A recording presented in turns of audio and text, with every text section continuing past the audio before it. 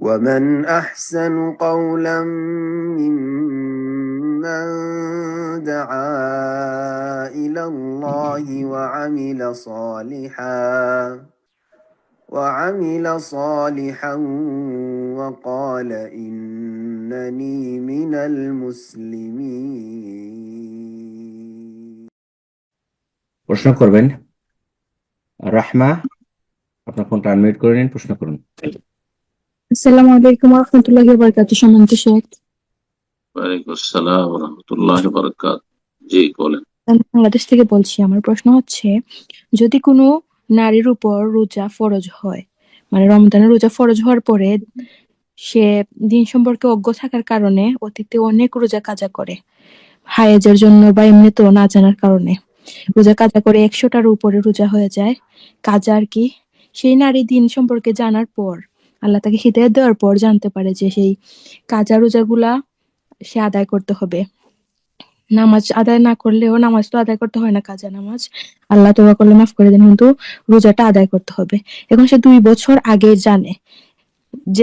জেনেছে আর কি। এখন 2 বছরের মাঝে সব রোজা রাখতে পারেনি, যেমন পরের বছর রমাদান আসার আগে রোজাটা কমপ্লিট করতে পারেনি, এবারও পারেনি কারণ বিয়ে হয়েছে, বিয়ে হওয়ার পরপরই গর্ভবতী হয়ে যায়। এখন প্রশ্ন হচ্ছে, এবারও যে রোজা রাখতে পারলো না রমাদানের আগে, একজন কি গুনাহগার হবে? আর রোজা যে কাজা হয়েছে এগুলো কি সংখ্যা জানা আছে? যে সংখ্যা জানি না, মোটামুটি আনুমানিক হিসেব করে। সংখ্যা সংখ্যা জানতে হবে, মোটামুটি সংখ্যা জানা থাকতে হবে। জি শেখ, মোটামুটি সংখ্যা জানেন। এখন প্রেগনেন্ট হওয়ার পরে, বাচ্চা হওয়ার পরে ও যে শাওয়ালের 6 রোজা আসবে, তখন তো আর ওনার সব রোজা কমপ্লিট হবে না। শাওয়ালের রোজা নফল রাখা। রোজা রাখবেন? শাওয়ালের রোজা কেন রাখবেন? নফল রোজা, শাওয়ালের রোজা নফল রোজা, কি বা প্রয়োজন? আগে ফরজ গুলো রেখে কোনো জি, প্রয়োজন নেই। জি। আর এখন তারপরে যে অনেক রোজা কাজা হয়ে গেছে, এর দুটো অবস্থা। একটা হচ্ছে যে সংখ্যা মোটামুটি জানা আছে, যদি জানা থাকে যেমন বলেন 100টি, তাহলে তো কাজা করতে হবে, যদিও কয়েক বছরে হোক না কেন। আর যদি না জানা থাকে যে কত যে কাজা হয়েছে, কোনো জানা নেই, তাহলে বেশি বেশি সুন্নত নফল সিয়াম রোজার মাধ্যমে ঘাটতি পূরণ করবে, আর কাজা নেই। জানা নেই আর আন্দাজের উপর কাজা করে চলে যাচ্ছেন, হতে পারে 100, হতে পারে 150, হতে পারে 200, অথবা 70-80 হতে পারে, এইরকম সন্দেহের উপর কাজা করা পাওয়া যাবে। এই ক্ষেত্রে কাজা না। এই ক্ষেত্রে হচ্ছে যে আপনি যত বেশি সুন্নত নফল রোজা করে রাখেন, ওগুলো দিয়ে ঘাটতি পূরণ হয়ে যাবে, যেমন নবী সাল্লাল্লাহু আলাইহি ওয়াসাল্লাম সেই। তারপরে যে মাসলাটি জিজ্ঞেস করলেন যে এখন যে রোজাগুলি রাখা সম্ভব হচ্ছে না, বিলম্ব হচ্ছে, এতে অসুবিধা নেই। জি, এই ক্ষেত্রে যে বিলম্ব হচ্ছে, আপনি প্রতি বছরে যতটা পারেন কাজা করবেন, যদি সংখ্যা জানা থাকে। এবছর আমি 100টি কাজা ছিল, তার মধ্যে 30-40টি রাখতে পারলাম, তারপরের বছরে 30-40টি রাখ, তারপরে বছর ফাত্তাকুল্লাহ মাস্তাতাত, যথাসাধ্য আল্লাহকে ভয় করুন। আর এই নয় যে কন্টিনিউ রোজা রেখে যেতে হবে, আর তারপরে সফর, তারপর রোজা রেখে যেতে হবে, কষ্ট হইল, গর্ভধারণ করেছে, কষ্ট হচ্ছে বাচ্চার অথবা বাচ্চার মায়ের কষ্ট, তারপর রোজা রেখে যাচ্ছে।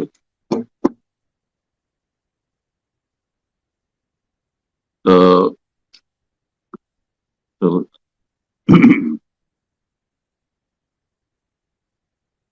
তো আমার এই শুনছেন তো আমাকে, না? জি উস্তাদ, জি শুনতে পাচ্ছি, জি কন্টিনিউ করুন। তো যে কথাটি বললাম যে রোজা যদি সম্ভব হয় তাড়াতাড়ি করে কাজা করে নেবেন, কাজা থাকলে। আর যদি ওজর থাকে তাহলে পরে রমজানও পার করলে গুনাহ হবে না।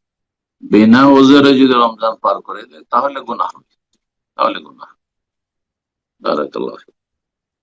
আল্লাহ শুকরিয়া আদায় করেন যে আল্লাহ তওবা করার তৌফিক দান করেছেন, কারণ অনেকের তওবা নসিব হয় না। আপনার যে তওবা নসিব হয়েছে, তওবার আল্লাহ সুযোগ দিয়েছেন, সংশোধন করার সুযোগ দিয়েছেন, আর দিনের জ্ঞান ফিরে এসছে, এটি আল্লাহর বড় নিয়ামত। জি, যে আল্লাহ আলহামদুলিল্লাহ হাদানা লিহাদা, সে আল্লাহর প্রশংসা যিনি আমাকে আপনাকে হেদায়েত দান করেছেন, বলুন আলহামদুলিল্লাহ। জি উস্তাদ, জি তো ইনশাআল্লাহ এ পর্যায়ে প্রশ্ন করবেন শাহিদা আক্তার। আপনার ফোনটা আনমিউট করে নিন, প্রশ্ন করুন। শাহিদা আক্তার।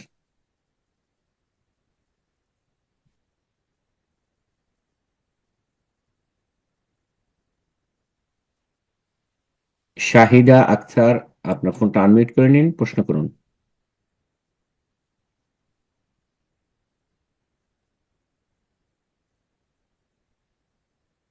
আচ্ছা, আমরা অনেকজনকে সুযোগ করে দিচ্ছি, প্রশ্ন করবেন। হালিমাতুস সাদিয়া, জি আপনি প্রশ্ন করুন। আসসালামু আলাইকুম শেখ। ওয়ালাইকুম আসসালাম ওয়া রাহমাতুল্লাহি ওয়া বারাকাতুহু। বলেন। আহ, শেখ, আমি হলো বাসায় যে জামাতে নামাজ পড়ে, আমার হাজবেন্ডও নামাজ পড়ে, বাসায় 2 বাচ্চাকে নিয়ে জামাত করে নামাজ পড়ে। আমি তো নিউ ইয়র্ক থেকে বলছি। মসজিদ আসলে বাসা থেকে বেশ দূর হয়ে যায়, আহ যাইতে মোটামুটি আধা ঘন্টা 45 মিনিট লেগে যাবে। তো এখন এই বাসায় 2 ছেলে মেয়ে, আমার 2 ছেলে মেয়ে, 2জনকে নিয়ে জামাতে নামাজ আদায় করেন। তো এই কে? ক্ষেত্রে একামত দেওয়ার ক্ষেত্রে প্রায়, আপনার স্বামী? জি জি আপনার স্বামী? জি। জি, তো এক্ষেত্রে একামত দেওয়ার ক্ষেত্রে প্রায় আমার হাজবেন্ড ওই বলে যে ছেলেকে একামত দিতে বা মেয়েকে একামত দিতে, তোমরা দাও তোমরা দাও। তো আমি আবার বলি যে তুমি দিয়ে তো শুরু করতে পারো। তা এটা নিয়ম নাকি? বলছে যে না, পেছনে মুসাল্লিরাই নাকি একামত দিবে। তো এটা আসলে কতটুকু সঠিক, বা এটার নিয়মটা আসলে কি? ওই ইমাম সাহেবই দিবেন নাকি পেছনে মুসাল্লি দিবে? জি, যদি ছেলে থাকেন, হ্যাঁ ছেলে আছেন এক মেয়ে আছেন, তো মেয়ে একামত দিবেন না, ছেলে একামত দিবেন। ছেলে একামত দিবে। আর যদি যিনি ইমামতি করছেন বাবা, উনি একামত দিয়ে দেন, তাতেও কোনো অসুবিধা নেই। মুক্তাদিকে একামত দিতে হবে এমন কোনো বিষয় নেই শরীয়তে। তবে সাধারণত মুয়াজ্জিন আর ইমাম ভিন্ন হয়, সেজন্য যিনি আজান দিয়েছেন তিনি একামতের হকদার। যদি আজান হয়, তো আপনার এখান তো বাসাতে হয়তো আজানও দিচ্ছেন, যখন একামত দিচ্ছেন, এমনকি যদি বাসাতেও সালাত আদায় করেন, মশলাটি জেনে রাখেন, বাসাতেও সালাত আদায় করেন, যেহেতু মসজিদ কাছে নেই, যেমনটা বললেন 40-45 মিনিট লাগবে যেতে সেখানে, তাহলে সেখানে আজান দিয়ে দেওয়া হচ্ছে সুন্নাত মুস্তাহাব। কারণ আজান হলে শয়তান বিতাড়িত হবে। এবং যে কোনো, যে এমনকি মরুভূমিতে, পাহাড়ের চূড়ায় কোথাও যদি কেউ থাকে, সেখানেও আজান দেওয়ার কথা নবী সাল্লাল্লাহু আলাইহি ওয়াসাল্লাম হাদিসে রয়েছে। জি, একজন রাখাল যদি থাকে বকরি ছাগলের পালে, সেও আজান দেবে আর ইকামত দিয়ে সালাত পড়বে, হাদিসে রয়েছে। সুতরাং বাড়িতে আমার সাথে পরামর্শ দেব যে আহ আপনাদের ছেলে যদি আজান দেওয়ার মতো হয়, যে আজান দিতে পারে, ছেলে আজান দিবে বা তার বাবা আজান দিবে।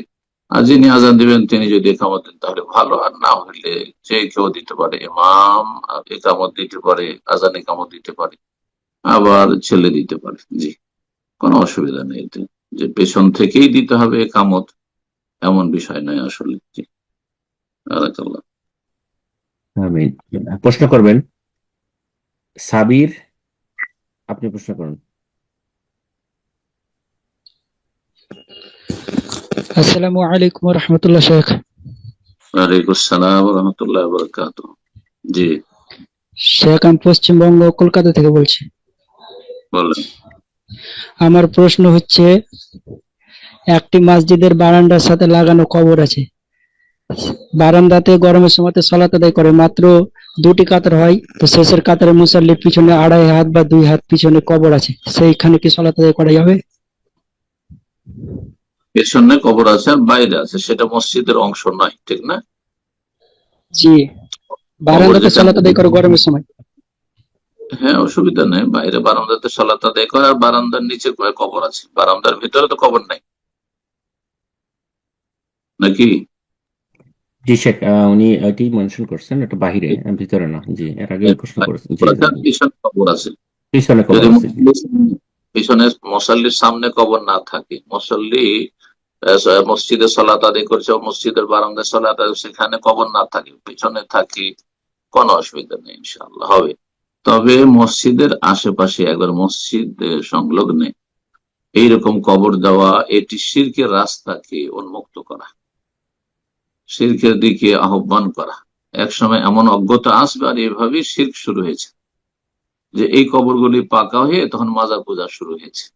যুগের আবর্তন বিবর্তনে এক শ্রেণীর লোকেরা বেদাত করেছে, হারাম কাজ, মসজিদের পাশে কবর দিয়েছে বা মসজিদে কবর দিয়েছে, মসজিদের বারান্দায় মসজিদ বড় করা হয়েছে, তারপরে সেটা মসজিদের ভিতরে পড়েছে, কবরকে পাকা করা হয়েছে, আর শয়তান তখন তাদের পরামর্শ দিয়েছে যে আল্লাহর নেক বান্দাই হবে, না হলে মসজিদে বা মসজিদের পাশে কেন কবর হবে, চলো একে পাকা করে, একে সিজদা করো, একে ডাকো, এর কাছেই পাওয়া যাবে।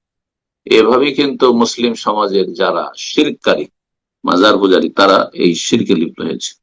নূহ আলাইহিস সালামের জাতি এভাবে ধীরে ধীরে শিরকে লিপ্ত হয়েছে। সুতরাং সতর্ক সাবধান, মসজিদের সাথে কবর দেবেন না। মসজিদের সাথে কবর দেওয়ার কোনো ফজিলত নয়, বরং মসজিদের সাথে কবর দেওয়া হারাম নাজায়েজ কাজ। জি, মসজিদ থেকে দূরে কবর দেবে। যে কোনো সময় 25-50 বছর পরে মসজিদ বড় হইতে পারে, কেন মসজিদের সাথে কবর দেবে? জি, বারাকাল্লাহ। আমিন। প্রশ্ন করবেন এসকে কুতুবুদ্দিন, আপনি প্রশ্ন করুন।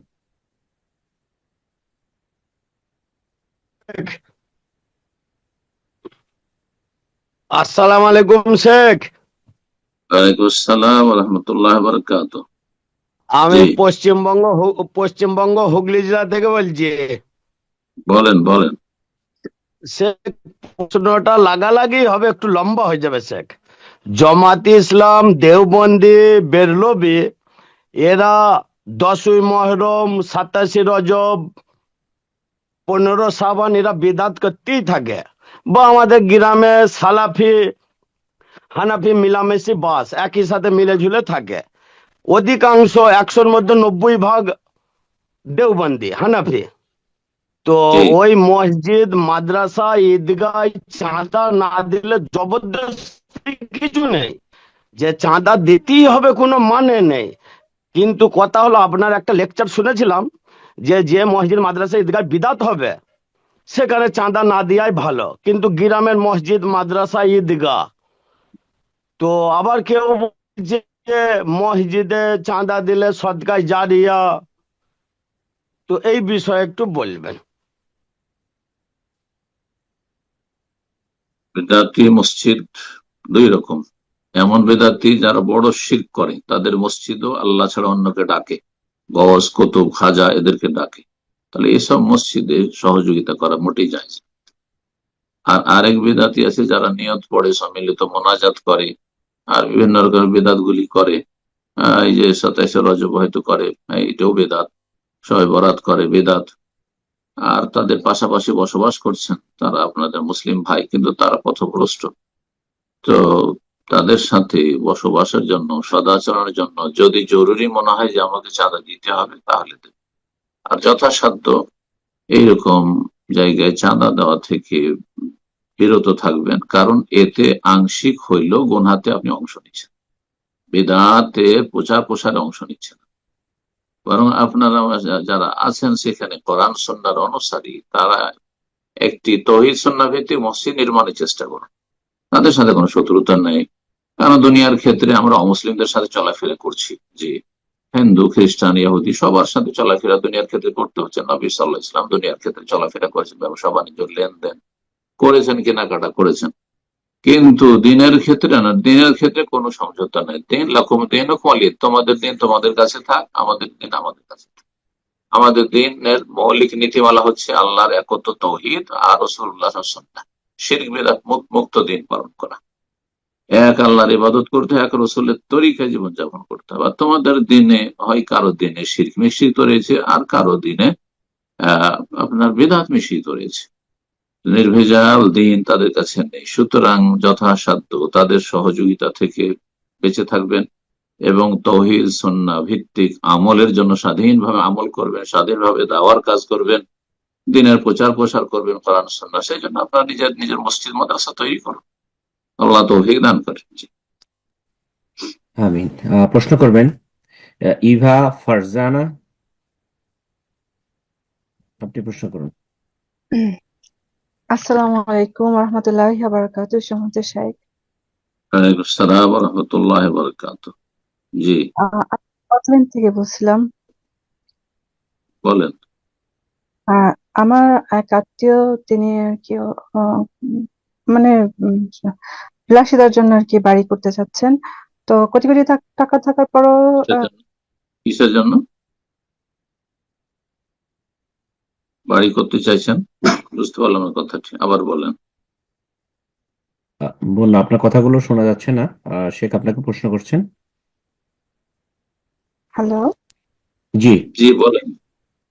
আমি শুনতে পাচ্ছিলাম না। যাই হোক, তিনি আর কি ব্যাংক থেকে লোন নিছেন।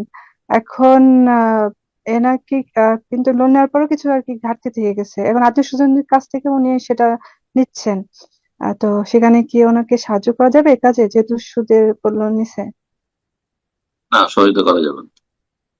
যে আর সুদ সুদের লোন নিয়েছে সেই লোক হালাল হারামের পার্থক্য করে না, তার সাথে এইরকমের ক্ষেত্রে সহযোগিতা করা যাবে না। জি, তওবা করে খালেস অন্তর থেকে ফিরে আসে, সুদ মুক্ত হতে চায়, তাহলে সহযোগিতা করা যাবে। আর সে সুদী কারবারও করতে থাকবে আর আপনার সহযোগিতা করতে থাকবেন না, মোটেই যায় হারাম। জাজাকাল্লাহ খায়ের। প্রশ্ন করবেন মোহাম্মদ ইব্রাহিম। জি, আপনি প্রশ্ন করুন।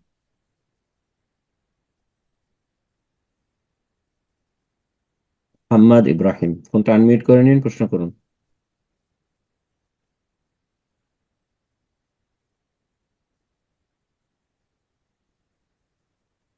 এ পর্যায়ে প্রশ্ন করবেন এমডি মুস্তাফিজুর রহমান।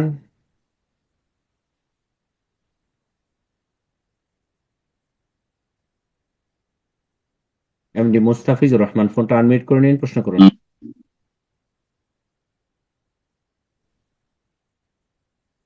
আসসালামু আলাইকুম। ওয়ালাইকুম আসসালাম ওয়া রাহমাতুল্লাহি ওয়া বারাকাতুহু। শাইখ কেমন আছেন? জি আলহামদুলিল্লাহ। কোথেকে? মুর্শিদাবাদ থেকে বলছি শাইখ। মুর্শিদাবাদ। বলো। প্রশ্নটা একজন ডাক্তার করতে বলে সেই জন্য করছি যে উনি লিখছেন একজন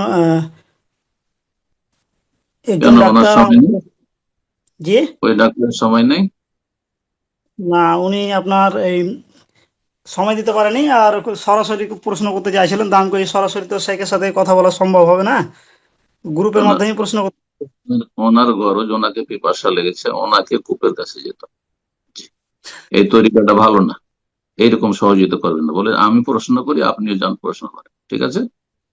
ঠিক আছে, নেক্সটে আর করবো বলে। তার এরকম প্রশ্ন কেউ করবে না কারো পক্ষ থেকে। আচ্ছা, তার গরজ সে করবে, সে দুনিয়া নিয়ে মেতে থাকবে আর আপনি প্রশ্ন করে দেবেন কেন তাকে? জি, তার দিনের গুরুত্ব তার কাছে থাকতে হবে। জি, জাযাকাল্লাহ। তো শাইখ বলছিলেন। জি উস্তাদজি, ওনাকে কি সুযোগ দেব? বুঝতে হ্যাঁ পারিনি ঠিক আমি। আছে, আচ্ছা, সতর্ক ঠিক করে আছে। দিলাম, আগামী তার কেউ জি, প্রশ্ন করবে। ইনশাআল্লাহ। আপনি আবার ফোনটা আনমিউট করে নিন। জি, আপনি প্রশ্ন করুন। জি। তো স্যার উনি জানতে চেয়েছেন যে উনি একজন ডাক্তার, তো পরীক্ষা নিরীক্ষা করার জন্য বিভিন্ন যেমন USG, blood test, X ray সহ বিভিন্ন পরীক্ষা নার্সিংহোমে পাঠাতে হয়। সেই পরীক্ষার উপর ভিত্তি করে নার্সিংহোম থেকে কিছু কমিশন দেয়। সেই টাকাটা কি তার জন্য জায়জ হবে? এবং নার্সিংহোমে যে রেটটা আছে, রুগী নিজে গিয়ে যদি করে সেটা সে যে রেটটা নেই সেটাই নিবে, কিছু কমও নিবে না। তো ডাক্তার যিনি জানতে চাইছেন এই টাকাটা কি তার জন্য নেওয়া জায়েজ হবে কিনা। না, এভাবে কমিশন নেবেন না। এই কমিশনের যে লেনদেন, এর কারণে রোগীর ওপর জুলম অত্যাচার হচ্ছে বিভিন্ন ভাবে। প্রথম কথা, হয়তো টেস্টের প্রয়োজন নেই, তারপর টেস্টের উপর টেস্ট, টেস্টের উপর টেস্ট, এইটা এইটা সেটা, এইটা সেটা, অথচ নিজের পরিবারের লোক হলে ওই টেস্ট গুলো করাতো না, বলতে দরকার নেই বলতে। এই এক জুলম হচ্ছে রোগীদের ওপর। আর একটি জুলম কি হচ্ছে, যে ভালো হয়তো ল্যাবরেটরি আছে, হ্যাঁ, সেখানে না দিয়ে যেখানে কমিশন বেশি পাবে সেখানে পাঠাচ্ছে, যা অমুক জায়গায় যাও, বাধ্যতামূলক অমুক জায়গায় অমুক সেন্টার থেকেই তোমাকে এই চেক আপ গুলি করাইতে হবে। এটা একটা হারামের দিক, যার ফলে এই কমিশন খাওয়া, কমিশন দেওয়া নেওয়া দুটোই হারাম। যারা দিচ্ছে তারা হারাম কাজ করছে, যারা নিচ্ছে তারাও নাজায়েজ হারাম কাজ করছে। না, এই রাস্তা খোলা নেই রুজির। জি, হালাল রুজি আল্লাহ দিয়েছেন, ডাক্তারি পেশা আলহামদুলিল্লাহ, আল্লাহ তাকে তৌফিক দান করেছে, সে হালাল রুজি করবে, হারাম খাবে না, সন্দেহের জায়গায় যাবে না। সংশয় ইত্তাকা শুবহাত ওয়ামান ওয়াকা ফি শুবহাত ওয়াকা ফিল হারাম। রাসূল বলছেন, যেই ব্যক্তি সংশয় সন্দেহের জায়গায় গেল সেই ব্যক্তি হারামে লিপ্ত হইল। তো এগুলি হচ্ছে হারামের রাস্তা। জি, সুতরাং এগুলো থেকে বেঁচে থাকবে। জি, সেসব সেন্টার গুলোর কমিশন দেওয়াও জায়েজ নয়। শুধু সেন্টার নয়, আজকাল দোকানপাটে, জি দোকানপাটে যারা মিস্ত্রি আছে, বিভিন্ন কাজে আছে, ইলেকট্রিশিয়ান আছে, বিশেষ দোকানে যাবে আর সেখান থেকে মাল সামান কিনে নিয়ে আসবে, সেখান থেকে কমিশন খাবে, নেওয়া দেওয়া দুটোই না, হারাম, সব হারাম কাজ চলছে। জাজাকাল্লাহ খায়ের। প্রশ্ন করবেন আমরিন, আপনি প্রশ্ন করুন। আসসালামু আলাইকুম রহমতুল্লাহ বারকাতু। ওয়ালাইকুম আসসালাম ওয়া আমি নিউ রাহমাতুল্লাহি ওয়া বারাকাতুহু। ইয়র্ক জি থেকে বলছিলাম। তো বলেন। আমি আসলে অনেকদিন ধরেই কোশ্চেনটা করতে যাচ্ছিলাম। আমাদের এখানে তো আমরা কিছু আত্মীয় স্বজন নিয়ে আছি। তো কেউ কেউ হয়তো বিভিন্ন জায়গায় বিভিন্ন রকম কাজ করেন। তো অনেকেই আম ধরেন রোজা বা ঈদের সময় ছুটি পান না। আবার আমাদের এখানে যেমন আম হলিডে বলতে ক্রিসমাস টাইমে আমরা সবসময় ছুটি পাই, থ্যাঙ্কসগিভিং এর ছুটি পাই। তো এগুলো সবসময় বন্ধ থাকে। যেমন আমাদের বাংলাদেশে বা সৌদি আরবে ঈদে বা রোজার সময় বন্ধ থাকে ওরকম। জি, তো জানা আছে, আপনার প্রশ্ন বলেন। তখন হচ্ছে আমি একটা দার্সে জয়েন করি সাধারণত। তো ওইখানে আমি কোশ্চেন করেছিলাম যে যদি আমরা ওই যে 25শে ডিসেম্বর বন্ধ থাকে যে, তো তখন আমরা ফ্যামিলির সবাই মিলে এক একজন এক একটা রান্না করে আমরা একসাথে হই। তো এটা হতে পারবো কিনা? তো উনি বলছে আপনারা কি মিষ্টি খান বা কেক কাটেন? আমি বলছি না কেক তো কাটি না, মিষ্টি তো খাই, মিষ্টি তো খাবারের পরে সুন্নত সেভাবেই খাই। তো বলছে না আপনারা হারাম কাজ করছেন এবং বাচ্চাকে হারাম শিখাচ্ছেন। তো আসলে আমি একটু শুনে ভয় পেয়ে গেছি। তো যার জন্য আমি ভাবলাম যে না আসলে কোশ্চেনটা আপনার কি করা উচিত, যে জি জি আমরা কি আসলে ভুল করতেছি? সবার ছুটি তো সবসময় মিলে না। তো হ্যাঁ, আমরা এছাড়াও এরকম ভাবেই প্রোগ্রাম করি, ঈদের পরেও তাই করি যে ঠিক আছে আসো আমরা সবাই একসাথে এক বাসায় হলাম। এই হচ্ছে ঘটনা। তো আসলে আপনি একটু যদি এক্সপ্লেন করেন। যেসব সাপ্তাহিক ছুটি আছে সেগুলিতে যদি এরকম পার্টি করেন তো জায়েজ। কারণ সাপ্তাহিক যে ছুটি, উইকেন্ড, শনিবার রবিবার যা হচ্ছে, এগুলি তাদের ধর্মীয় বিষয় নয়, জি পার্থিব বিষয়। তো সেই সময় যে ছুটি পেয়েছেন, সুতরাং বিভিন্ন বাসা থেকে এক একটা করে আইটেম তৈরি করে নিয়ে আসছে, আর কোনো জায়গায় একসাথে হলো আর খাওয়া দাওয়া করলো, এটা ঠিক আছে। কিন্তু 25শে ডিসেম্বর ক্রিসমাস তাদের ধর্মীয় কুফরি অনুষ্ঠান, এরকম যে কোনো পুজো পাঠের অনুষ্ঠান যেদিন হয় বা ছুটি হয়, সেগুলি তাদের ধর্মীয় বিষয়। সুতরাং সেই দিনগুলিতে এইভাবে খাওয়া দাওয়ার ব্যবস্থা করা যায় না। সেই দিনগুলিতে তাদের বিরোধিতা করতে হবে। তারা ধুমধাম করে, তারা খাওয়া দাওয়া করে, তারা আমোদ ফুর্তি করে, আপনিও তাতে করবেন, অথচ তাদের কুফরি অনুষ্ঠান। জি, আল্লাহর সন্তান তারা সাব্যস্ত করছে, চরম অপরাধ করেছে। আল্লাহর কোন সন্তান লাম ইয়ালিদ ওয়া লাম ইউলাদ। আল্লাহ রাব্বুল আলামিন যেন হারাম থেকে বেঁচে থাকার তৌফিক দান করে। সুতরাং 25শে ডিসেম্বরে আপনারা এইভাবে গ্যাদারিং করবেন না। জি, জাযাকুমুল্লাহ। বারাকাল্লাহ ফিক। প্রশ্ন করবেন শাহিদা আক্তার, আপনি প্রশ্ন করুন। আসসালামু আলাইকুম রহমতুল্লাহ। ওয়ালাইকুম আসসালাম ওয়া রাহমাতুল্লাহি ওয়া বারাকাতুহু। জি জি, আমি এর আগে বা আমাকে দিছিলেন সময়, কিন্তু আমি ওই যে মাগরিবের টাইম ছিল তো এই জন্য আমি ই করতে পারি নাই কে, সেই জন্য দুঃখিত, সরি। জি আমি লন্ডন থেকে বলছি। উম, আহ, আমার প্রশ্নটা হলো যে 2 দিন আগে আমি বাংলাদেশের এক হুজুরের একটা মানে ইসের মধ্যে শুনছি আর কি, যে উনি বলছে যে যদি কেউ উমরা করতে যায় এবং তার যদি হজ করার মনে করেন সামর্থ্য নাই, কিন্তু উমরা করতে গেছে আর সে যে হারাম শরীফ দেখে ফেলছে, তার জন্য নাকি হজ ফরজ হয়ে যাবে, তার জন্য নাকি হজ করা হয়ে যাবে, না হলে তিনি গুনাহগার হবে হজ না করলে। এটা কতটুকু মানে যদি একটু বলতেন শাইখ। একবার ভুল কথা, ভুল কথা বলেছে। একজন লোকের সামর্থ্য শুধু আছে উমরা করার, কথা বোঝা গেছে? শুধু উমরা করার সামর্থ্য আছে, তার হজ করার সামর্থ্য, হজ করতে 5 লাখ 6 লাখ টাকা লাগবে, আর উমরা তার 1 লাখ টাকা হচ্ছে, তার কাছে 1 লাখ টাকা আছে, তার মনটা চেয়েছে আমি উমরাটা করে আসি, উমরা ওয়াজিব, আইটি হচ্ছে বেশি সহি মত। আর কেউ কেউ বলেছে সুন্নাত মুআক্কাদা, সে এই সুন্নাত মুআক্কাদা অথবা ওয়াজিব কাজটি আদায় করে গেল, কোনো অসুবিধা নেই এতে। আর তার উপর সেই জন্য হজ ফরজ হয়ে যাবে, আর তাকে ধার কর্জা করে কোথাও থেকে তাকে হজ করতে হবে, না হলে সে গুনাহগার হবে, একবার ভিত্তিহীন ফতোয়া। এই ফতোয়া কোনো আলেমে দিতে পারে না। তবে যদি এমনটা হয় যে কোন ব্যক্তি বারবার করে উমরা করছে, 3 বার 4 বার উমরা করছে, সেই টাকা একসাথে করলে তার হজ আদায় হয়ে যাবে। সে বারবার উমরা করছে কিন্তু হজ করতে আসছে না, হ্যাঁ সে গুনাহগার, সে অবশ্যই গুনাহগার।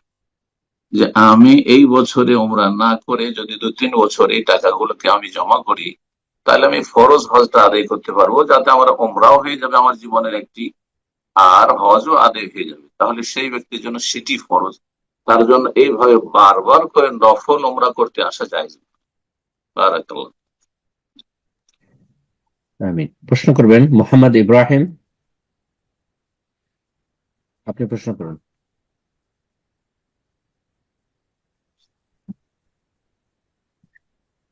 এরপর যা প্রশ্ন কর, জি মোহাম্মদ ইব্রাহিম, আপনার ফোন আনমিউট হয়েছে, প্রশ্ন করুন।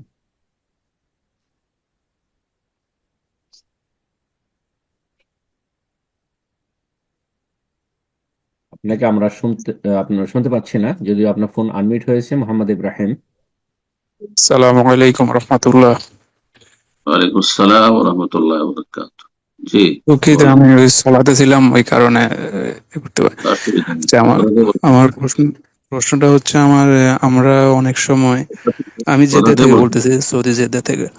আচ্ছা আচ্ছা। আহ প্রশ্নটা হচ্ছে যে আমরা অনেক সময় দেখা যায় যে জামা কাপড়ের ক্ষেত্রে এমন কিছু পাতলা জামা কাপড় আছে যে এগুলা যখন আমরা বাইরে রোদের মধ্যে বা কোনো আলোর মধ্যে যখন ধরি, তখন এই পাশ থেকে ওই পাশটা কিছুটা দেখা যায়, কিন্তু যখন এটা আমরা পরি তখন আমাদের শরীরে কোনো কিছু বোঝা যায় না। কিন্তু যখন আমরা ওই কোনো আলোর সামনে যদি ধরি তখন ওই পাশটা কিছুটা বোঝা যাইতেছে। তো এরকম জামা পরে কি সালাত পড়লে কোনো সমস্যা হবে? ওই জামা না লুঙ্গি, জামাগুলো নিচের দিকে না শরীর উপর দিকে, এটা বলুন। এই নিচের দিকে উপরের দিকে যাই হোক না কেন, মানে ওটা যদি আমরা আলোর সামনে যদি ধরি তখন কিছুটা বোঝা যাইতেছে, কিন্তু শরীরে যখন পড়ি তখন কিন্তু কিছু শরীরের দেখা উপর যাইতেছে অংশে না যদি, শরীরের। কথা শুনুন, শরীরের উপর অংশে জামা বললেন আপনি, যদি হয় আর পাতলা কাপড় হয় তো অসুবিধা নেই, কারণ শরীর মোটামুটি ঢাকা আছে, আর সেটা সতর ফরজ ভাই। গোটা গা সতর না, সেটা সালাতের পোশাক, একটা পোশাক আছে শরীরে, পাতলা হলে আছে। আর যদি নিচের অংশে হয় আর আন্ডার প্যান্ট জাঙ্গে কিছুই নেই, হয় হাফ প্যান্ট নেই, আর তাতে তার হাঁটুর ওপর থেকে রান অথবা তার উপরের ভাগে কোনো কিছু নজরে আসছে, আলোর সামনে যখন দাঁড়িয়েছে হয়তো, তাহলে সালাত হবে না। তাহলে সাথে আওরাত তার ফরজ ছিল, তার আওরাতে গালিজা যেটা ঢাকা ফরজ ছিল, সেই ফরজ সে ত্যাগ করছে, তখন সালাত বাতিল হয়ে যায়। যেমন কারো যদি নাভির নিচে কাপড় নেমে যায়, বা পেছন দিক থেকে যারা টাইট প্যান্ট পরেন অথবা জেন্টস পরেন, তাদের যখন রুকুতে যায় তখন পিছন দিক একেবারে নেমে যায়, হ্যাঁ, নিতম্বরে এক অংশ খুলে যায়, তাহলে তাদের সালাত তখন বাতিল হয়ে যায়। উপর দিয়ে গেঞ্জি টান দিয়েছে, নিচের দিয়ে প্যান্ট টান দিয়েছে, মাঝখানে খুলে গেছে, তাহলে তাদের সালাত নামাজ বাতিল। কথা বুঝতে পেরেছেন? ঠিক ওই রকমই যদি এত পাতলা কাপড় হয় যে তার লজ্জা স্থান নজরে আসছে, তখন সালাত বাতিল হয়ে যাবে। আর এমনিতে পাঞ্জাবি ধরেন, আমাদের দেশে যে হাতি কাপড় রয়েছে, গ্রীষ্মকালে যে সচ্ছল মানুষরা পরে থাকে, পাতলা কাপড়, একটু ঘেমে গেলে ভিজে, হয়তো গা দেখা যাচ্ছে, হাত দেখা যাচ্ছে, পিঠ দেখা যাচ্ছে, আশা করি অসুবিধা নেই এতে কোনো বিষয়। বারাকাল্লাহ। এটা পুরুষের ক্ষেত্রে, মহিলার ক্ষেত্রে নয়। জি, মহিলারা এরকম পাতলা কাপড় পরবে না বেগানা পুরুষের সামনে, আর এটা চলাত অবস্থা তাদের ঢিলা ঢালা এবং গোটা শরীরকে আবৃত করে এমন পোশাক দিতে হবে। বারাকাল্লাহ। আমিন। প্রশ্ন করবেন এমডি তারিকুল ইসলাম, যে আপনি প্রশ্ন করুন। আসসালামু আলাইকুম ওয়া রাহমাতুল্লাহি ওয়া বারাকাতুহু। ওয়ালাইকুম আসসালাম ওয়া রাহমাতুল্লাহি ওয়া বারাকাতুহু। জি, বাংলাদেশে, আমি ভারতবর্ষের পশ্চিমবঙ্গের জলপাইগুড়ি থেকে বলছি। মাশাআল্লাহ, বলেন। আমার প্রশ্ন হচ্ছে, আমি যেই মসজিদে সালাত আদায় করি, তো সেখানে ইমাম সাহেব মুফতি আর কি, তো উনি বলছেন যে এক উজুতে যদি 2 বার নামাজ পড়া যায়, তাহলে নাকি পরের যে নামাজটা পড়বো ওয়াক্তের, সেই নামাজটার নাকি সওয়াব কম হয়। এটা কতখানি যুক্তিযুক্ত? আর আমি এশার সালাত শেষ কত টাইমে পড়তে পারবো আমাদের ভারতবর্ষে? জাযাকাল্লাহ খায়রান। প্রথম কথা, ওনার যে ফতোয়া নকল করলে, আমাদের দেশের মুফতি গুলো আসলে কোরআন হাদিসের মুফতি না, এরা ডিগ্রি হোল্ডার মুফতি। তাদের প্রতিষ্ঠানগুলো এমনিতে তাদেরকে একটা ডিগ্রি দিয়ে থাকে, 1 বছর বা 2 বছর কোর্স তাদের আছে। এমনি যদি তাদের থাকে, তাদের সবই পড়ানো হয় মানুষের কথা, হ্যাঁ, তাদের ফোকাহাদের কথা, কিন্তু কোরআন হাদিসের কথা পড়ানো হয়নি। ভালো করে শুনুন, যেসব দেশীয় মুফতি তৈরি হচ্ছে মযহাবীদের মাদ্রাসা, সেগুলোতে কোরআন হাদিস দলিল নিয়ে আলোচনা হয় না। হ্যাঁ, তাদের আলোচনা কি হয় যে ইমাম আবু ইউসুফ কি বলেছেন, তো মোহাম্মদ কি বলেছেন, তো আবু হানিফা কি বলেছেন, তো কোন ফাকিহ কি বলেছেন, ব্যাস। তো এসব পড়ে মুফতি হয় না। সত্যিকার মুফতি হচ্ছে যে কাল আল্লাহ কি বলেছেন, কোন আয়াত এই ফতোয়ার দলিল, কোন হাদিস এই ফতোয়ার দলিল। যেই ব্যক্তি এটা বুঝে, সে হচ্ছে সত্যিকার মুফতি। জি। তারপরে তার ফতোয়া যে বললেন, যে কি বলছেন মশলাটি ইকরাম ভাই? জি, উনি বলতে চাচ্ছেন যে এক সালাত থেকে আরেক সালাতে যে অজুতে যে হ্যাঁ, অনুষ্ঠিত দ্বিতীয় এক ওযুতে দ্বিতীয় সালাত। একাধিক সালাত পড়লে দ্বিতীয় তৃতীয় সালাত যেটি পড়বেন তার নেকি কমে যাবে। ভিত্তিহীন কথা, নেকি কমে যাবে এর কোন দলিলও নেই, আর এটি যুক্তিসঙ্গত নেই, কোনো দলিল নেই। তবে যদি প্রতি ওয়াক্তের জন্য উজু করে, তাহলে উজু একটি ইবাদত। সেই উজু যে সে নফল উজু করলে, উজু আছে, ধরেন জোহরের উজু আছে আসরের সময়, মাগরিবে উজু করেছিলেন, এর সাথেও সেই উজু আছে, অথবা আসরে উজু করে সেই উজু মাগরিবেও আছে, এর সাথে আছে। যদি প্রতি ওয়াক্তে একটা করে উজু করতেন, তাহলে উজুর ইবাদতটা আপনার অতিরিক্ত হইতো, ওতে আপনার নেকি বৃদ্ধি পেত। উজুর নেকিটা, উজুতে যে গুনাহ মাফ হয়, উজু একটি ইবাদত, সেই ইবাদতের যে বিশেষ আল্লাহর কাছে সওয়াব রয়েছে, সেই সওয়াবটি আপনি অতিরিক্ত পাবেন।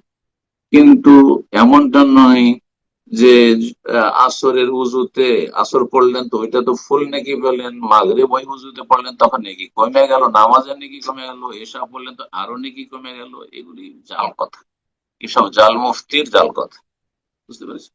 জি। তারপরে তার সাথে আরেকটি প্রশ্ন করে ফেলেছেন, সেটা হচ্ছে এশার রক্ত আমাদের দেশে বা যে কোনো দেশে হোক না কেন, এশার শেষ রক্ত কতক্ষণ?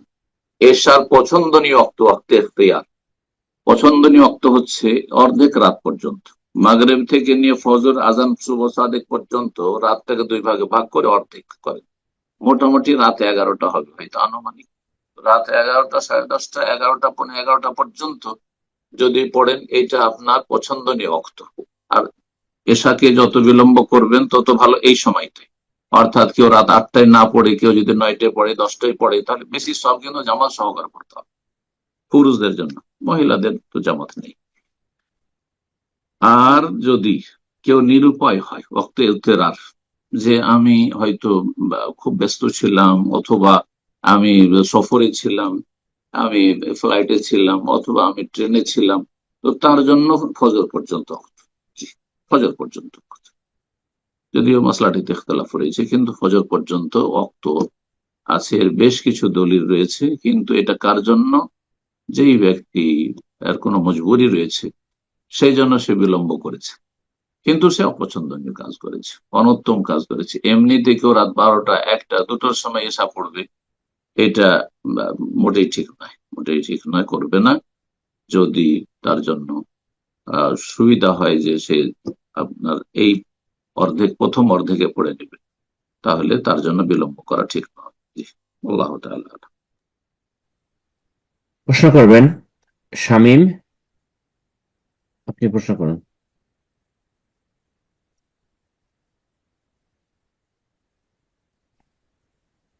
আসসালামু আলাইকুম ওয়া রাহমাতুল্লাহি ওয়া বারাকাতুহু। ওয়ালাইকুম আসসালাম ওয়া রাহমাতুল্লাহি ওয়া বারাকাতুহু। আমি পশ্চিমবাংলার উত্তর 24 পরগনা থেকে বলছি। জি বলেন।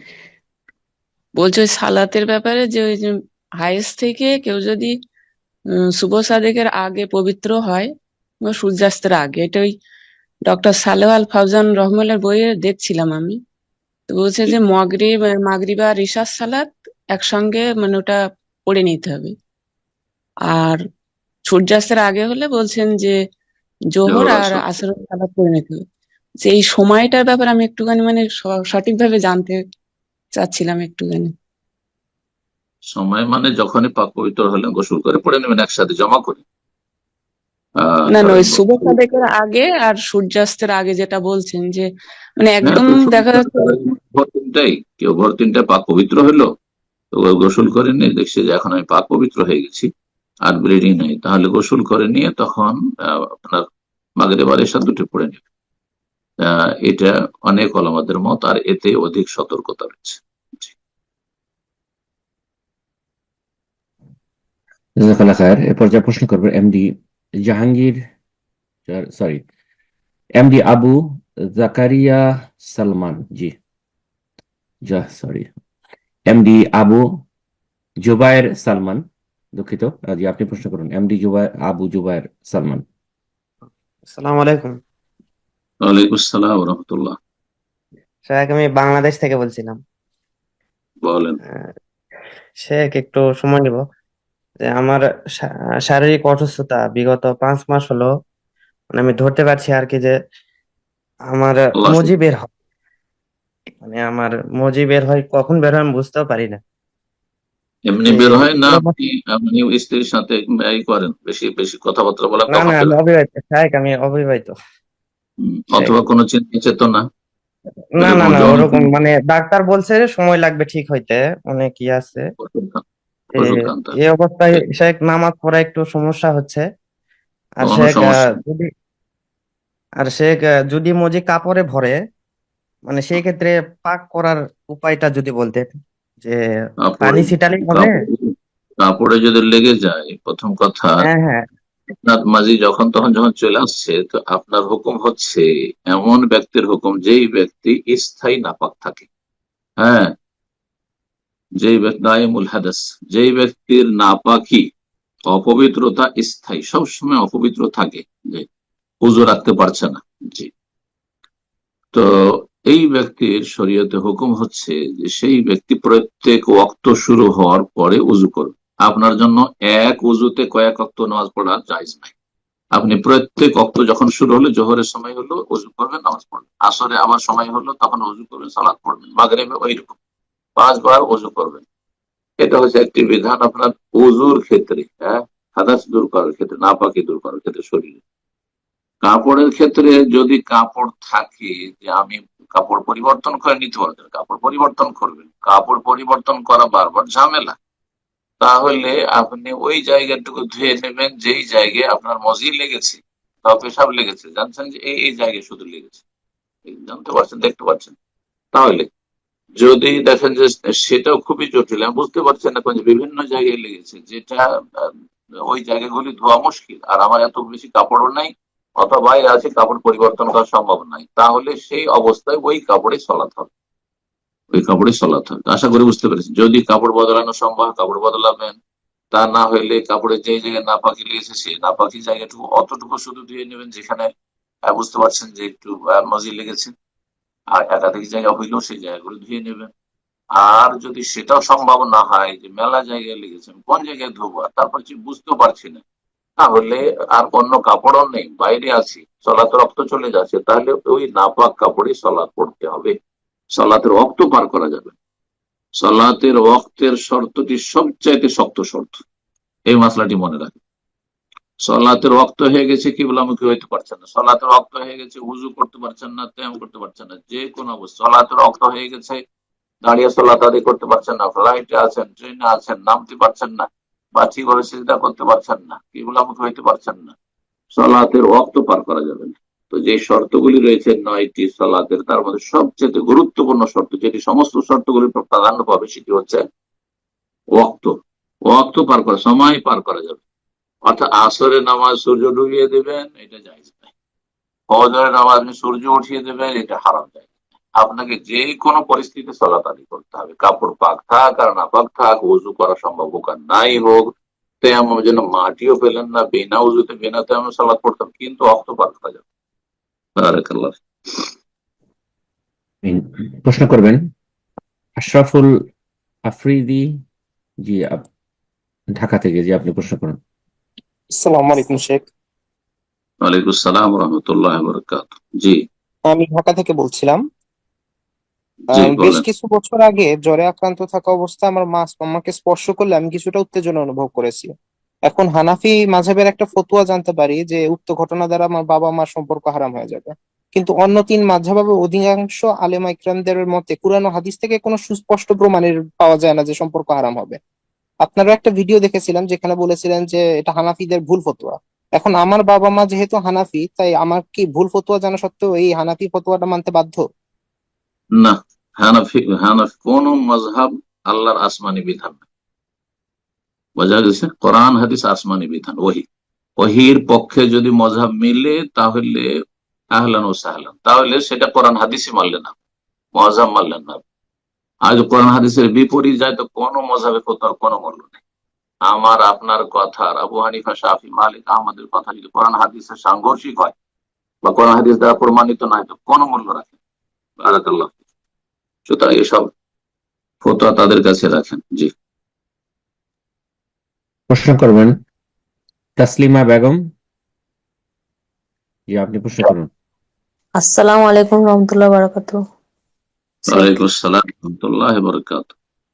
আমি বর্ধমান থেকে বলছি, পশ্চিমবঙ্গে। বলেন। আমার কোশ্চেনটা হলো, আমার মা নামাজ পড়ে না এবং আমার শ্বশুর নামাজ পড়তো, ক্যান্সার রোগে আক্রান্ত হওয়ার পর থেকে 5 বছর সেও নামাজ পড়া ছেড়ে দিয়েছিল একদমই। আমরা চেষ্টা করেও পড়াতে পারি না, কিন্তু এখন এই কিছুদিন হলো 15 দিনের মধ্যে মারা গেছে। যে তার সম্পত্তি যা আছে তার নামে, সেগুলো বোন দিকে আমরা চাইছি ফারাজ হিসেবে দিতে। তারা বলছে এখন মা বেঁচে আছে আমরা নেবো না, ভাইরাই চষে খাক, আমরা এখন মা যতদিন বেঁচে আছে নেবো না। কিন্তু নামাজ পড়ে না, তার জন্য তাদের জিনিসগুলো লিয়া চলবে না চলবে এটা আমরা জানতে চাইছি। এই ব্যাপারে আবার ওই ফারাজগুলো বোনগুলো যে নিতে চাইছে না, তার জন্য আমার স্বামীর পাপ হবে নাকি, এগুলো শুনেছিলাম আপনার থেকে, ওইটাও ব্যাপারটা বুঝতে চাইছি ভালো করে। জাজাকাল্লাহ খেয়ার। এটাই আমার কোশ্চেন। মানে মা মা এরকম নামাজ পড়ে না, তার নামেও যে সম্পত্তিগুলো থাকবে সেইগুলোর ব্যাপারেও মানে সবই জানতে চাইছি। আবার আল্লাহ হেদায়েত দান করুন। নামাজ পড়ে না যদি মাঝে মধ্যে পড়ে আর মাঝে মধ্যে পড়েন না, তাহলে বড় কাফের না। কিন্তু একবার টোটালি কোনো ওয়াক্ত নামাজ পড়েন না তো সঠিক হচ্ছে কাফের। কিন্তু তারপরে এই মাসলায় যেহেতু ইখতিলাফ রয়েছে ওলামাদের এবং প্রত্যেকে নিজ নিজ দলিল পেশ করেছেন, সুতরাং বেনামাজি সে যেন তার ধন সম্পদ থেকে ভাগ পাবে না, ভাগ নেবে না, এমন বিষয় যে তো ভাগ বন্টন হবে। যদিও তারা বেনামাজি, তাদেরকে আল্লাহ হেদায়েত দান করে, যারা বেঁচে আছে, যারা দুনিয়া থেকে চলে গেছে, আল্লাহ তাদের গুনাহ খাতা মাফ করুক। তো এই ছিল মাসলা। আর তারপরে এই জমি জায়গা ভাগের ক্ষেত্রে এখন যে মেয়েরা আছে বা বোনেরা আছে, তারা ভাইদের কাছ থেকে নিয়ে যেতে চাইছে না, বলছেন না নেব না, মা যতদিন বেঁচে আছে বাবা নেব না, বা বাবা যতদিন বেঁচে আছে নেব না। এইসব কথা ঠিক নয়। যখন কোন মাইয়েত মারা যায় তারপরে সাথে সাথে জমি জায়গা ধন সম্পদ যা টাকা পয়সা আছে ভাগ হয়ে যাবে, এটা হচ্ছে ইসলামের বিধান। এই ক্ষেত্রে বোনেরা নিতে চাইছে না তাদের অজ্ঞতার কারণে, তারা ইসলাম সম্পর্কে জানে না, সেই জন্য। ভাইরা কেন তো চালাক আবার এখানে, ভাইরা তো কখনো বলে না যে যাক মা যখন বেঁচে আছে থাক, বোনদেরকে জমি জায়গাগুলি দিয়ে তো আমরা খাবো না। এমন ভাই তো দুনিয়াতে খুঁজে পাওয়া যায় না। কেন? আসলে এগুলি আসলে বিজাতি থেকে আমরা প্রভাবিত। হ্যাঁ, পাশে যারা প্রতিবেশী আমাদের অমুসলিম বসবাস করে, তারা যেহেতু তাদের মেয়েদেরকে একেবারে বঞ্চিত করতো, মুসলিম মহিলারা মনে করে যে আমাদেরও না নেওয়া ঠিক হবে না, ভাইদের সাথে খারাপ আচরণ করা হয়ে যাবে। না না, ভাইয়ের যেমন হক রয়েছে দ্বিগুণ, তেমন বোনের হক রয়েছে 1 গুণ। আল্লাহ ফয়সালা করেছেন, তাতে আপত্তি কারো যদি থাকে তাহলে সে কুফরি করে। কারো যদি তাতে আপত্তি থাকে যে না এটা মেনে নিতে পারছে না, তাহলে সে মুসলিম থাকবে না। জি, শুধু আল্লাহ যেভাবে ভাগ্য সে ভাগ্য নিতে হবে। এই অজ্ঞতাগুলি দূর করতে হবে, আমাদের দেশের মহিলাদের অজ্ঞতা দূর করতে হবে, পুরুষদের অজ্ঞতা দূর করতে হবে। এবং এইসব জালেম বাপ মা অথবা ভাই 10 বছর 20 বছর খেতেই আছে আর বোনদেরকে দিচ্ছে না, দিল ওই মাঠ ঘাটে ওই চাষাবাদের জমি সেগুলি দিয়ে দিচ্ছে, আর দামি দামি জমি জায়গা পিঠে মাটি সব হলো ভাইয়ের ছেলেদের। এগুলো সব হারাম কাজ। জি, এই হারাম জীবন যাপন, এই হারাম রোজগার আর হারাম খেয়ে আর তারপরে জান্নাতের আশা করা মোটেই ঠিক হবে। জান্নাত পেতে চান তাহলে ইনসাফ করুন, ন্যায় নীতি অবলম্বন করুন। বোনদেরকে হক দে, হ্যাঁ মেয়েদেরকে হক দে, পুরোপুরি ন্যায্য অধিকার দে। আল্লাহ যেভাবে ফয়সালা করছে সেভাবে ফয়সালা করুন। বারাকাল্লাহ ফিক। জাযাকাল্লাহ খায়ের। জি ওস্তাদ জি, অনেক সময় হয়ে গেল, আপনি সফর থেকে ফিরছেন, তো আজকে কি এখানে শেষ করবেন না? অসুবিধা নেই, দু চারটা প্রশ্ন নেন, সমস্যা নেই। জি। ওকে, ইনশাআল্লাহ। তো আমরা আর দুই চারটা প্রশ্ন ইনশাআল্লাহ নেব, যেহেতু ওস্তাদ জি আজকে সফর ফিরছেন, তো আমরা বেশি সময় নেব না। প্রশ্ন করবেন মাসুদ রানা সালাফি। জি, আপনি প্রশ্ন করুন। আসসালামু আলাইকুম ওয়া রাহমাতুল্লাহি ওয়া বারাকাতুহু। ওয়ালাইকুম আসসালাম ওয়া রাহমাতুল্লাহি ওয়া বারাকাতুহু। জি শেখ, আমি বাংলাদেশ রংপুর জেলা পীরগাছা থানা থেকে বলছি। বলেন। আমার প্রশ্ন হচ্ছে একটি হাদিসের ব্যাপারে, আল্লাহুম্মার জুকনি হুব্বাকা ওয়া হুব্বা মাইয়াফিনি হুব্বু ইনদাকা। এই তিরমিজিতে হাদিসটা আছে 3491 নম্বর হাদিস। ইমাম তিরমিজি রাহিমাহুল্লাহ হাসান গরীব বলছেন, অনেকেই বলছেন জয়ীফ। এখন আমার প্রশ্ন, এই হাদিসটা, এই আবার দোয়াটা কি দোয়াটি পড়তে উচ্চারণে ভুল হচ্ছে মনে হচ্ছে, মানে আবার পড়েন দোয়াটি। আল্লাহুম্মার জুকনি হুব্বাকা ওয়া হুব্বা মাইয়াফিনি হুব্বুহু ইনদাকা? না না, শুদ্ধ শুদ্ধ উচ্চারণ, উচ্চারণ ঠিক হচ্ছে না। যাই হোক, যদি হাদিস সহি হয় তা আমল করবেন। হাদিসটা আর যদি ইমাম তিরমিজি রাহিমাহুল্লাহ বলছেন হাসান গরীব, এবং অন্যান্য মুহাদ্দিস বলছেন যে এটা জয়ীফ হাদিস। এখন জয়ীফ, হ্যাঁ, অনেকে অন্যরা বলছেন যেটা জয়ীফ। বলেছেন, অন্যরা যেটা বলেছেন ওইটাই ঠিক। ইমাম তিরমিজি রাহিমাহুল্লাহ হাদিসের সহিহ জয়ীফের ক্ষেত্রে শিথিল ছিলেন। মুহাদ্দিসরা তিন ভাগে বিভক্ত। একদল শক্তপন্থী ছিলেন, খুব শক্ত, মানে একটুতেই তারা জয়ীফ বলে দিতেন। আর একদল মধ্যমপন্থী ছিলেন, যেমন ইমাম বুখারী, ইমাম আহমদ, এরকম আইম্মায়ে কেরামগণ। আর কিছু মুহাদ্দিসিন ছিলেন যারা মুহাদ্দিসিন, কিন্তু হাদিসের সহিহ জয়ীফ হুকুমের ক্ষেত্রে তারা শিথিলতা অবলম্বন করেছেন। তাদের একজন হচ্ছে ইমাম তিরমিজি রাহিমাহুল্লাহ তাআলা। সুতরাং শুধু ইমাম তিরমিজি যদি কোনো হাদিসকে হাসান বলে, অন্যরা যদি না বলে, তাহলে সেটি হাসান নয়, বরং জয়ীফ হওয়ার সম্ভাবনা বেশি। অন্যরা যেখানে জয়ীফ বলেছেন, সুতরাং জয়ীফ। আল্লাহু আ'লাম। প্রশ্ন করবেন আবুল কাসেম। জি, আপনি প্রশ্ন করুন। আসসালামু আলাইকুম ওয়া রাহমাতুল্লাহি ওয়া বারাকাতুহু। ওয়ালাইকুম আসসালাম ওয়া রাহমাতুল্লাহি ওয়া বারাকাতুহু। জি সাহেব, আমি বাংলাদেশ নারায়ণগঞ্জ থেকে বলছি। বলেন। যে 4 রাকাত বিশিষ্ট সালাতে 2 রাকাত পরে যখন দাঁড়ায় তখন রফল আদান করতে হয়। যদি আমি জামাতে নামাজ পড়ি, দ্বিতীয় রাকাতে জামাতে শরীক হই, তাহলে আমি কখন রফল আদান করব? ইমামের যখন 2 রাকাত হয় তখন, নাকি আমার যখন 2 রাকাত হয় তখন? আত্তাহিয়াত পড়ে যখন, কামা রাকাতাইন মানে উদ্দেশ্য হচ্ছে আত্তাহিয়াত পড়ে, তাশাহুদ পড়ে, তাশাহুদ বেশ কিছুক্ষণ বসলেন, তারপরে যখন উঠলেন, তাশাহুদ পড়ে যখন উঠবেন তখন রাফেদান করবেন। আর এই রাফেদান সুন্নাত একটি হাদিসে এসেছে ইবনে উমর থেকে, আর একটি ইবনে উমরের হাদিস তাতে আসেনি। সুতরাং এই রাফেদান বেশ কিছু ফুকাহারা বলছেন যে না, ওই শুধু আপনার তাকবীরে তাহরিমার সময়, রুকু যাওয়ার সময়, আর রুকুতে ওঠার সময়। কিন্তু এর চাইতে সেই মাসলাক হচ্ছে যে যখন 2 রাকাত মানে প্রথম তাশাহুদ থেকে উঠবেন তখনও রাফাইদান করবেন, সেটি সুন্নাহ। জি, বারাকাল্লাহু ফিক। প্রশ্ন করবেন এমডি জিল্লুর রহমান। জি, আপনি প্রশ্ন করুন।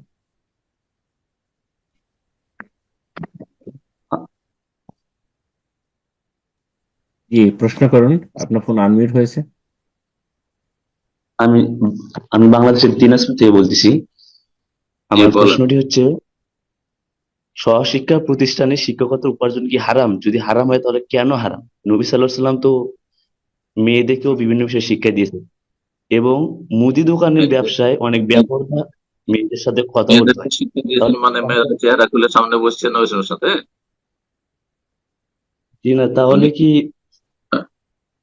না, আপনি যদি পরে বলছি, কিন্তু আপনি যখন নবী সাল্লাল্লাহু আলাইহি ওয়াসাল্লাম মহিলাদেরকে শিক্ষা দিয়েছেন কিভাবে সামনে মহিলাদের চেহারা খুলে বসিয়ে, মাথা খুলে চেহারা খুলে, কখনো করেছেন?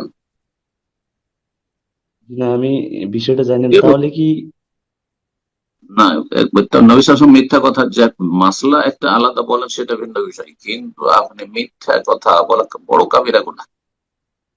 বিশেষ করে নবী সাল্লাল্লাহু আলাইহি ওয়াসাল্লাম সম্পর্কে, মান কাযাবা আলাইয়া মুতাআম্মিদান ফালিয়াতাওয়া মাকআদাহু মিনান নার, যেই ব্যক্তি নবী সাল্লাল্লাহু আলাইহি ওয়াসাল্লামের উপর মিথ্যাচার করবে, এমন কিছু সম্পৃক্ত করবে যা বলেননি, মা লাম ইয়াকুল, ফালিয়াতাবাওয়া মাকআদাহু, সে জাহান্নামে নিজের স্থান তৈরি করে নিল। খুব বড়, কারণ এটাকে শরীয়ত বানিয়ে দিলেন যে হ্যাঁ নবী সাল্লাল্লাহু আলাইহি ওয়াসাল্লাম মহিলাদেরকে শিক্ষা দিয়েছে, মহিলার সামনে চেহারা খুলে বসছে আর দরজা দিচ্ছে, কখনো না। হেজাবের হুকুম যে নাযিল হয়েছে তারপর থেকে সমস্ত সাহাবিয়াতগণ তারা চেহারা ঢেকে রাখতেন। জি। আর এমনিতে হেজাবের আগেও তারা মাথা ঢেকে চলাফেরা করতেন। মাথা ঢাকাটা আরবদের মধ্যে সবসময় ছিল, হেজাবের আগেও ছিল। আর হেজাবের পরে অতিরিক্ত যেটা হয়েছে সেটা হচ্ছে পুরো চেহারা ঢেকেছে।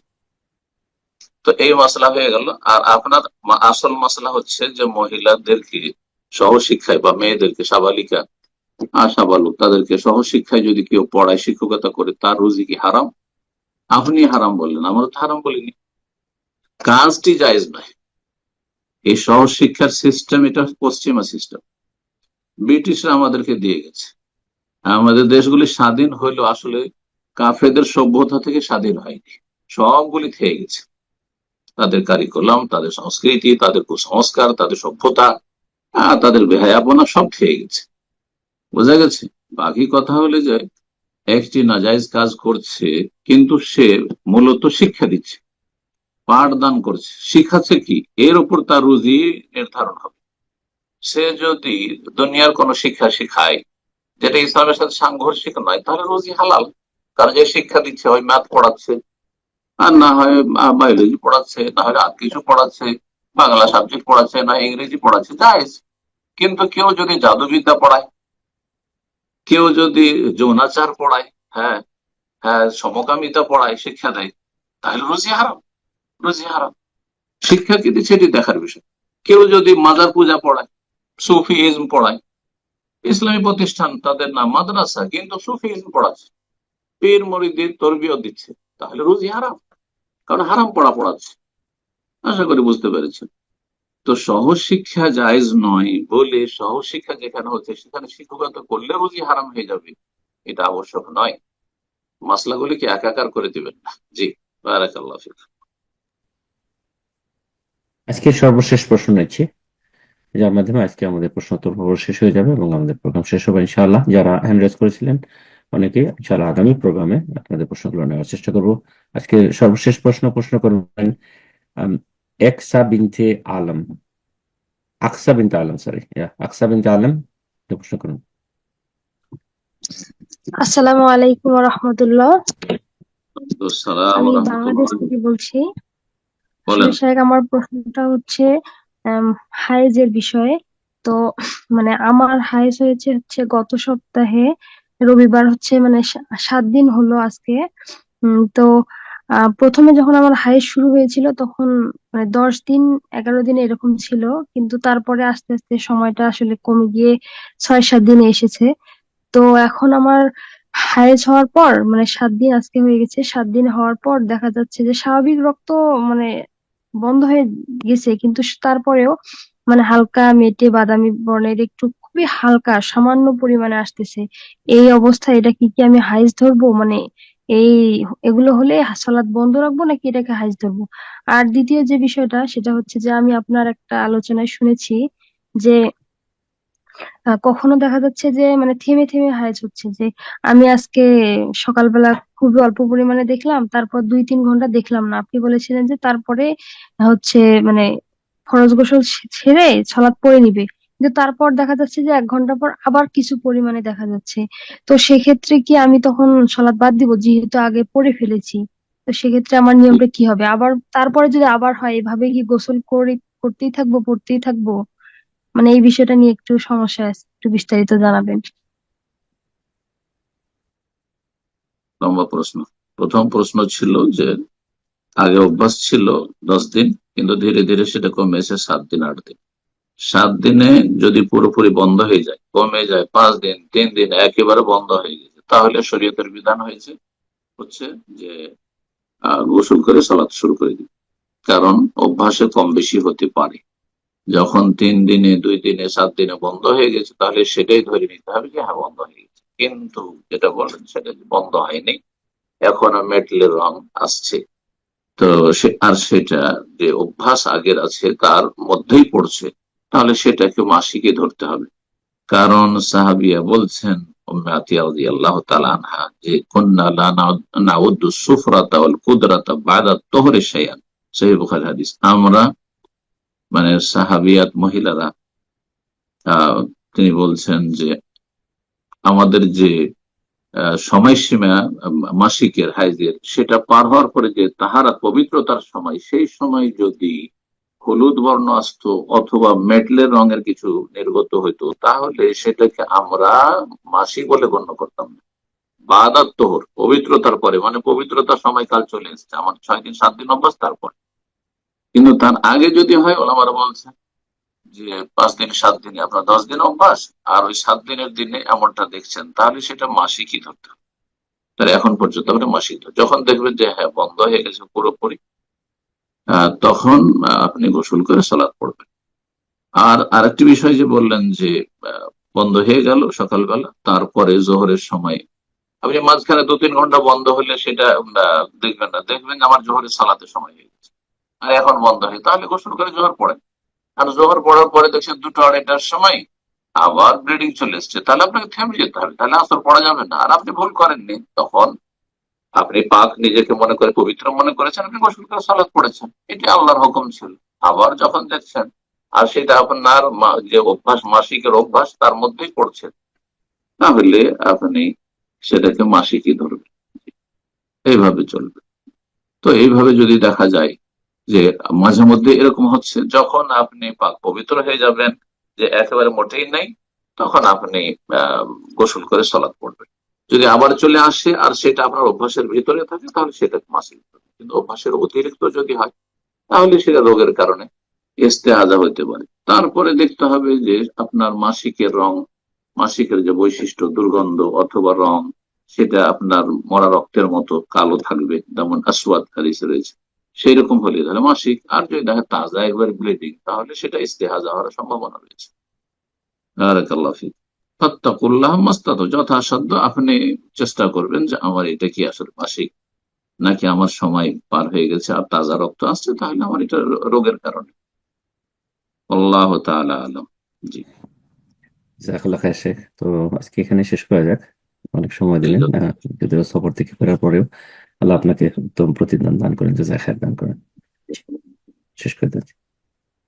জাযাকুমুল্লাহ খাইর। যেসব ভাই বোনেরা থাকলেন, আল্লাহ রাব্বুল আলামিনের কাছে দোয়া করি আল্লাহ আপনাদের দিন দুনিয়া সার্বিক কল্যাণ দান করুন, এবং আল্লাহ রাব্বুল আলামিন রুজিতে বরকত দান করুন, ইলমে আমলে দিন দুনিয়া সব কিছুতে আল্লাহ ভালো করুন, এবং সমস্ত অনিষ্ট থেকে, বালা মুসিবত থেকে আল্লাহ হেফাজতে রাখুন। ছেলে মেয়েদের ইমানি ইসলামী তরবিয়তকে আল্লাহ সহজ করুন, সমস্ত ফিতনা থেকে আল্লাহ রাব্বুল আলামিন আমাদেরকে হেফাজতে রাখুন।